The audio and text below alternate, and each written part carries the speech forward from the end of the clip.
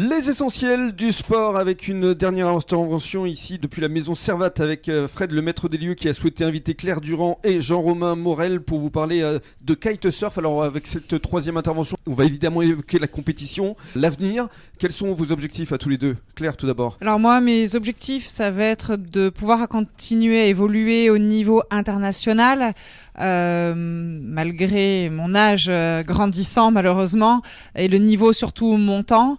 Donc les objectifs, ce sera de pouvoir faire les championnats du monde master qui devraient commencer en 2023 en théorie, et puis des compétitions peut-être moins importantes que les mondes et les Europes, mais quand même de niveau international, et pouvoir continuer à se classer à ce niveau-là. De toute façon, il n'y a pas d'âge limite pour pratiquer le kitesurf. Il n'y a aucune limite, mais les jeunes s'entraînent beaucoup.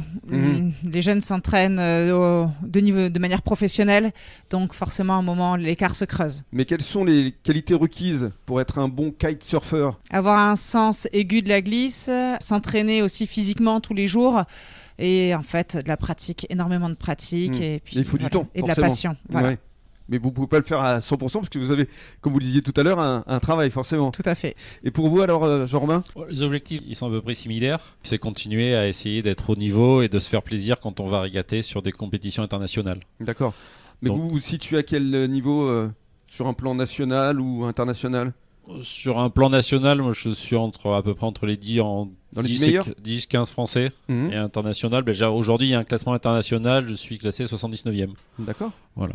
Donc ça peut évoluer, mais pour ça il faut pouvoir faire des compétitions et se déplacer. Et qui décide de faire les compétitions alors? C'est l'association internationale en fait de kiteboarding. D'accord. Qui gère toutes les compétitions internationales. Ok. Et vos objectifs là justement pour les mois à venir, quels sont-ils?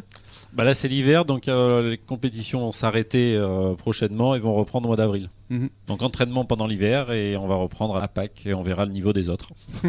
Voilà. Qu'est-ce qu'on peut vous souhaiter justement à tous les deux? De pouvoir continuer à évoluer dans cette discipline, de pouvoir trouver plus de sponsors pour que les choses soient forcément plus faciles, et puis aider à porter la discipline encore au niveau des Jeux Olympiques et de pouvoir aider les autres. J'ai le sentiment que vous êtes dans cette envie de transmettre aussi. Pourquoi pas à travers un club, donner des cours, ça peut être aussi quelque chose d'intéressant à créer. Donner des cours, il faut le diplôme, donc tout le monde ne veut pas donner de cours. Transmettre, oui, mais il faut du matériel, et encadrer, c'est pas évident. On peut pas encadrer n'importe qui. Donc on a créé l'association pour pouvoir aider si certains jeunes veulent commencer, débuter et voir comment ça fonctionne. Mais il faut passer par l'étape kitesurf avant et avoir de très bonnes notions de kitesurf avant de se lancer au foil. Et voilà. C'est plus diriger les copains vers la compétition avec nous en fait. On essaye d'être une bande de tout âge en fait. Vous êtes combien là à peu près là, sur le bassin? On va faire la compétition, on est 5 ou 6. Ah oui. Il n'y en a pas beaucoup. Dont Nicolas Parlier et Benoît Gomez. Voilà, donc il en manque plus que 2. On a fait le tour de la question. En fait on est 3, on fait régulièrement 4 maintenant. Ouais, 4. Il y a un jeune aussi de Cazaux. Donc on peut encourager peut-être les jeunes qui nous écoutent ou les adultes à venir peut-être assister à ce que vous faites.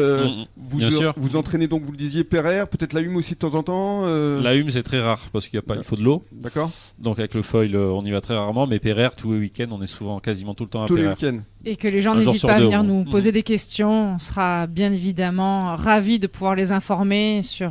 nous on viendra vous voir. Parce que j'adore aller à Pereire le dimanche, donc on viendra vous voir. Et on y est souvent. Super. Merci beaucoup. Et merci beaucoup à Fred pour sa confiance.